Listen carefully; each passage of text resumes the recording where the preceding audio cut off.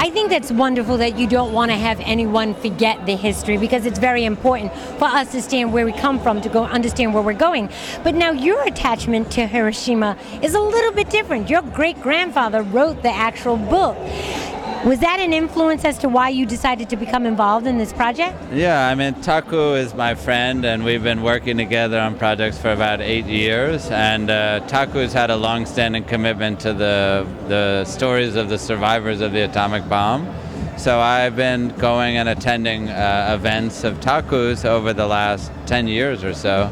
So this year, about a year and a half ago, Taku asked me to be involved in this year's 70th anniversary. So it felt, you know, like a brotherhood thing and the right thing to do. And you know, my grandfather was very private about the bombing, so he never really spoke to me or my father about the writing or the actual history.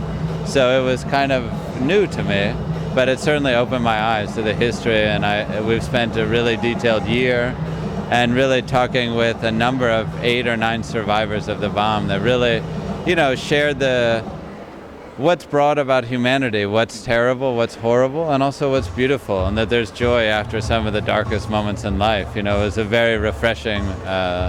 I agree. I think one of the biggest stories that I got from this, not only my own personal interpretation, because art is about personal interpretation, is that through the Shadow People Project, you never forget those that have been lost. You know what I mean? That died actually in such a horrendous act of war. But at the same time, it's a story of resilience. Now, I mean, Wall Street Journal, New York Times, and now this right here in Times Square. What is next for you guys?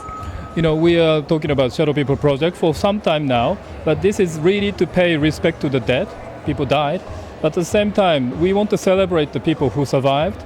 They've been telling their stories, hard stories, untellable stories, in order to tell the world this never happens again. Amen. They've been making sure that never happens again. So we pay respect and we pay thank you to those survivors. So that's the Shadow People Project, and art is a very important part of it. And we're really looking broader. How do we create a broader awareness of people in the shadow of opportunity, people in the shadows of war?